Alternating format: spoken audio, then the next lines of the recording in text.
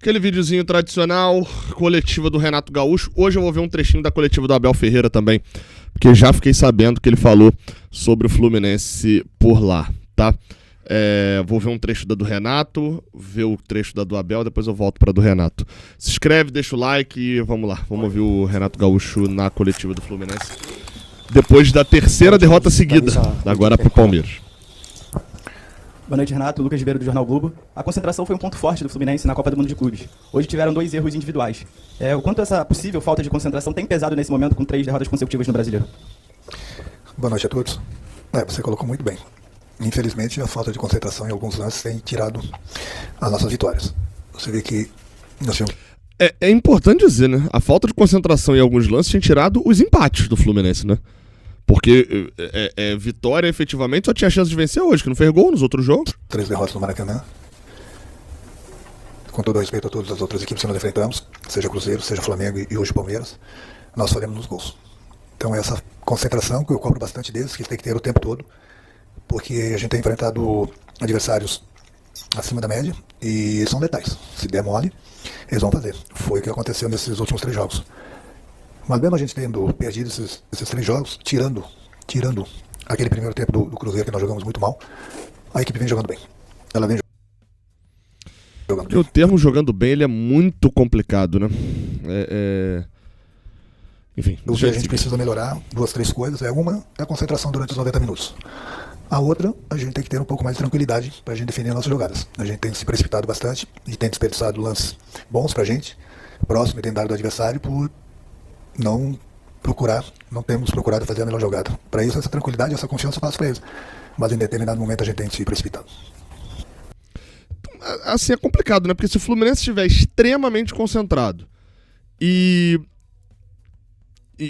enfim, extremamente tranquilo, né, que é o que ele disse que falta nos dois ali, o Fluminense vira qualquer time que esteja no ápice, ele vai, por exemplo, o Fluminense conseguiu chegar no Mundial, né, na semifinal do Mundial. Mas por outro lado também falta qualidade técnica, né? Em alguns casos. Boa noite, Renato. Wilson Forte da Central Fluminense. Renato, o Fluminense chegou à terceira derrota seguida no Campeonato Brasileiro e está se distanciando do bloco de cima. Nesse momento já são 10 pontos para o vice-colocado. O presidente recentemente deu declarações dizendo que o Fluminense brigaria pelos 3 títulos. Queria saber como você enxerga a briga do Fluminense no Brasileiro e se você pretende priorizar alguma competição. Não, a gente não Boa pergunta sobre priorizar, né? vai priorizar a competição. É o calendário do futebol brasileiro mesmo. O Fluminense está em 3... Ele tá dizendo que a gente não vai priorizar nenhuma competição? Isso aí vai ser novidade pro Renato, né? competições porque é clube grande. Está na Sul-Americana, está na Copa do Brasil, está no Campeonato Brasileiro. A gente sabe que o desgaste é muito grande. Ninguém está dando desculpa aqui, mas tirando as 4 equipes que foram para o Mundial, os 4 clubes, todo mundo teve férias, todo mundo teve uma mini pré-temporada, todo mundo pôde recuperar seus jogadores, enfim, está todo mundo de tanque cheio. E não tá todo mundo de tanque cheio, né?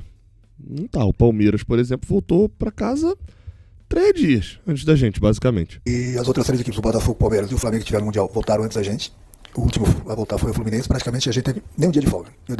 Se 3 dias estão fazendo essa diferença tão absurda assim, aí é bizarro, né? Porque o Flamengo também, o Flamengo não volta muito, hoje uma semana antes. Um domingo de folga para eles recuperarem da viagem. Então o desgaste é muito grande. E não foi o domingo, né? Foi o sábado também, os jogadores chegaram sexta no Rio. Por isso que muitas vezes eu mudo a equipe justamente por isso, porque ninguém aguenta a cada 3 dias entrar em campo e ter que correr o tempo todo. Tenho mudado, a equipe, volto a repetir, a equipe tem jogado bem. Tirando aquele primeiro tempo do Cruzeiro, agora o que a gente precisa melhorar urgente e bastante é o foco. O foco. Como que se melhora foco? Aquele mesmo foco que a gente teve na Copa do Mundo, a gente precisa ter aqui também, mas é durante o tempo todo. Hoje, por exemplo, a gente está fazendo um grande primeiro tempo. Aí no último minuto do primeiro tempo, nos descontos, nós tomamos um gol. No início do segundo tempo, mais uma falha nossa, tomamos um segundo gol. É difícil, eu sempre falo para eles, no futebol, é difícil fazer o gol. Independente do time que você tem. É difícil, é difícil. O que a gente não pode é proporcionar essas falhas para que a gente dê chance porque o adversário faça os gols na gente. Boa noite, continua. Eu lembro de uma situação que eu falei, já falei isso algumas vezes aqui, quando eu falo sobre demissão de treinador. Eu falo, cara, eu não sou a favor de demitir treinador quando ele tá errando. Eu sou a favor de, às vezes o trabalho até tá andando um pouco assim, tá dando um resultado ou outro e tal. Mas eu não tô falando que eu sou a favor de demitir o Renato não, tá? Só tô explicando a minha lógica. E aí eu costumo dizer que o treinador ele tem que ser demitido quando ele não faz o resultado, ele não consegue resolver os problemas que o time tem. O time tá tendo problemas e o treinador não consegue resolver.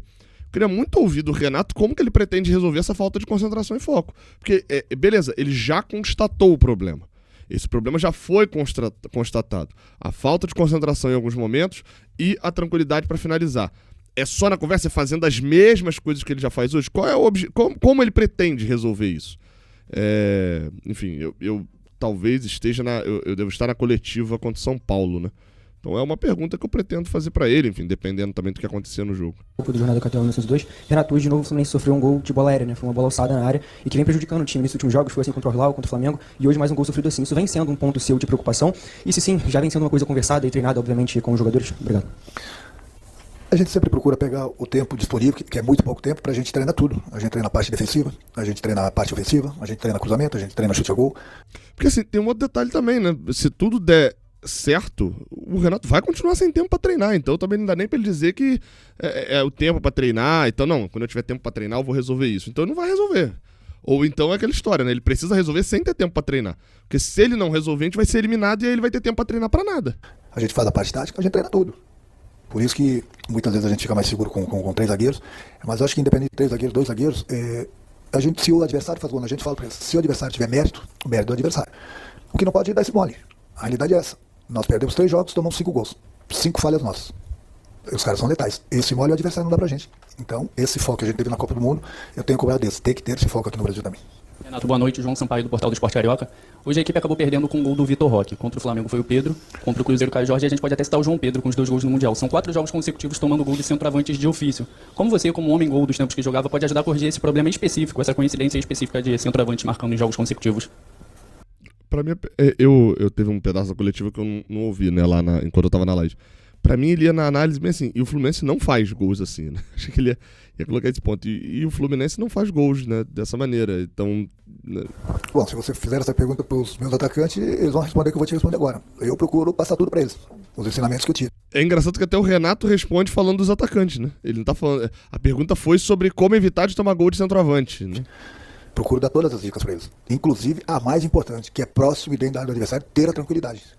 Ter a tranquilidade para defender a jogada. Ou chute, ou cruzamento, ou passe, ou cabeceio. Enfim, é nessa situação, próximo e dentro da área, que o desespero sempre fala para eles que é do adversário. E muitas vezes parece que o desespero é nosso.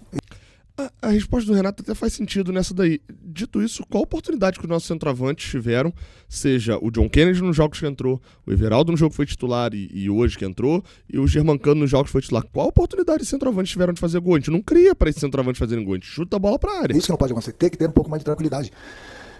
A experiência que eu tenho, as dicas que eu dou para eles, e mostro na parte prática também dentro do campo. Agora, quem entra em campo é o jogador. O treinador, eu sempre falo para vocês, não é o Renato, é qualquer treinador. A participação do treinador durante a semana é 60%, 65%, 55%, 60%. O resto é do jogador que entra em campo. O jogador também tem que ter essa responsabilidade. Não pode ser responsável do treinador 100% por tudo. O treinador ensina, mostra o melhor caminho, corrige. Agora, os 30%, 35% são dos jogadores. É aí que eu falo que a gente tem que ter um pouquinho mais de tranquilidade. Você pode ver que todos os gols que nós tomamos dos outros atacantes, eles tiveram tranquilidade dentro da nossa área. Essa tranquilidade que eu falo para eles terem também. Tiveram literalmente tranquilidade mesmo, né? Boa noite, Renato. Fernando Silva. Ninguém incomodando. Depois do gol do Cano de pênalti, eu pude reparar você muito eufórico, muito...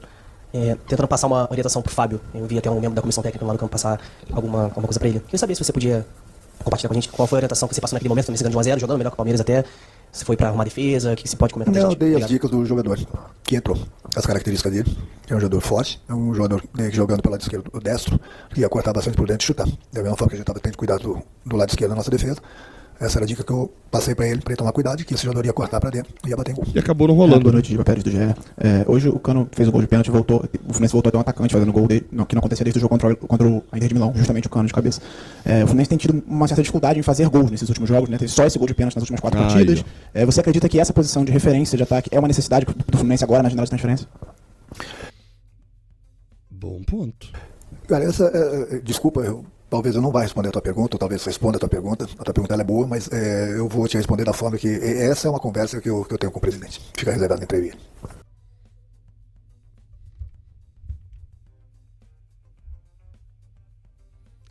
Tem 2 ditados, né, que falam sobre isso. Para bom entendedor, meia palavra, bah. Né? Para bom entendedor, entendeu o que eu quis dizer. Para quem sabe ler, Um pingo não é um pingo. Aliás, um pingo não é letra. Um pingo é um pingo. Pra quem sabe ler, um pingo é um pingo, não é uma letra. Gente, o Renato tá deixando claro que você... Ao não responder, ele deixa claro que precisa de contratação, né? Eu vou inclusive até... Segura aí, Renato. Segura aí que eu vou voltar pra gente ver o restinho da tua coletiva. Mas vou falar aqui antes da coletiva da Abel Ferreira, que isso aqui vai irritar, Eu já li trechinho já. E aí parei aqui quando ele vai começar a responder isso. Porque vamos lá. Abel Ferreira foi perguntado alguma coisa do Fluminense, da preparação e do Mundial, e ele respondeu sobre a torcida do Fluminense. A torcida do Fluminense que me perdoou, eu não... Vamos ver se a gente vai te perdoar ou não. É só uma opinião pessoal. Beleza. Eu fico muito triste, desiludido e muito reflexivo, porque o Fluminense foi a equipa que melhor representou o futebol brasileiro no Mundial. Tem razão. Vou voltar a repetir. O Fluminense foi a equipa que melhor representou o futebol brasileiro no Mundial. Foi mesmo. Foi recebida pelos seus torcedores Foi. quando chegou no aeroporto. E fico muito triste.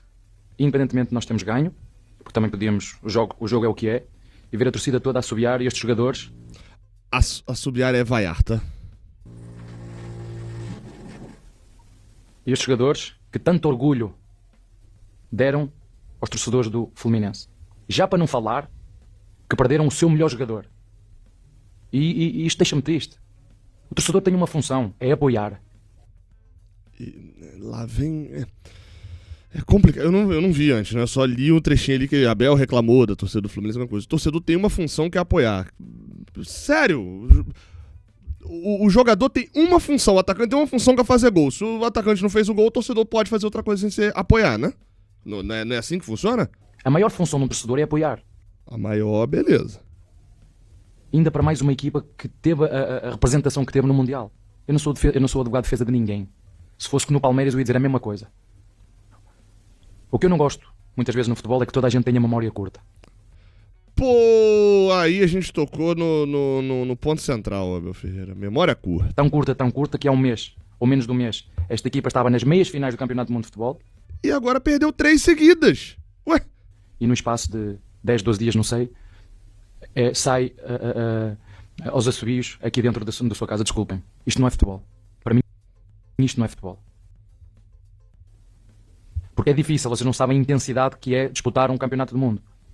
Pô, vocês não sabem a chegar intensidade. lá e fazer a figura que as equipas brasileiras faziam e que uma boa parte de vocês começou a criticar. Vão lá apanhar 3 ou 4. A partir... Aí ele mudou a crítica dele pra imprensa, né, pelo visto. Mas vocês não sabem, vocês aí, torcedores, não sabem a intensidade que precisa ter pra jogar um Mundial. Vocês nunca jogaram um Mundial, né? Vocês não sabem a intensidade que é pra ter isso, não, tá? Vocês não sabem o trabalho que dá. Vocês não sabem disso, não. Por isso vocês vaiam, né? Beleza. O Abel Ferreira não sabe o que é sair 9 horas da noite, correr, ir pra entrar na Supervia depois de uma fila de meia hora, pegar um trem pra até Belford Roxo, ou então sair e correr pra pegar uma van que vai parar em Niterói. Em Niterói você pegar um Venda das Pedras, em Venda das Pedras você ficar esperando lá em Manilha mó tempão, pegar um ônibus pra Rio Bonito, o último de uma hora. Os jogadores aparentemente também não sabem o que é isso, né? Isso impede eles de atuarem mal? Não, né? Então, desculpa, né? O jogador só é o que é porque o torcedor existe. Então, dentro das regras da lei, o torcedor pode fazer o que quiser. Inclusive vaiar. Mas um mês atrás eles jogaram muito bem. Exato, elevaram o nível, meu amigo. Agora estão jogando uma merda. Então eu sei que eles podem jogar bem. Sei que eles podem ter um pouquinho mais de concentração. Eu sei que pode funcionar um pouco mais. Porque quando perder Palmeiras, beleza, gente, acontece. Nenhum torcedor do Fluminense hoje estava vaiando porque a gente perdeu hoje.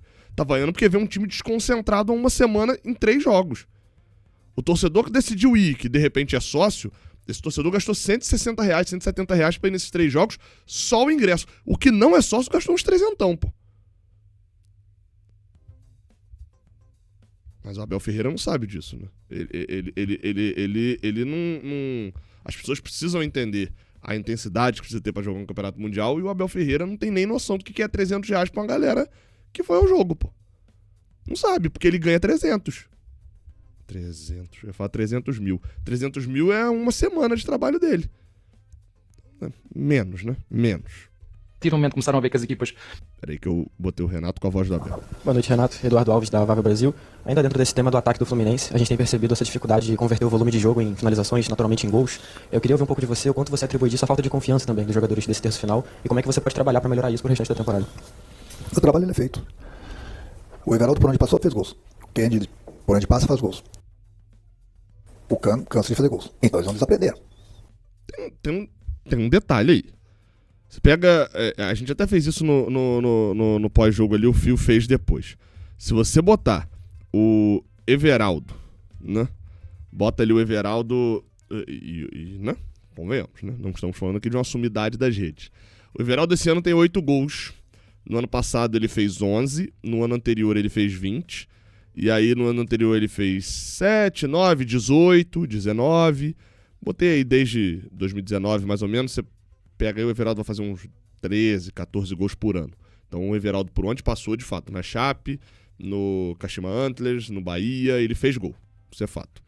O Germancano, um montão de gols também. Mas o problema do Germancano não é o histórico dele. O problema do Germancano é físico atual. O problema do Germancano é nessa temporada. O John Kennedy é um pouco mais complexo, né? O John Kennedy fez 9 gols no Pachuca em 22 jogos. Mas o John Kennedy no ano anterior fez 3 gols pelo Fluminense em 34 jogos. O John Kennedy, no melhor ano dele pelo Fluminense, ele fez 12 gols. Nos outros, ele não chega a fazer 5, assim, pelo Fluminense. 2022 ele não faz nenhum. 2021 ele faz 4. 2020 ele faz 2. Assim, o John Kennedy não é esse artilheiro todo não, gente.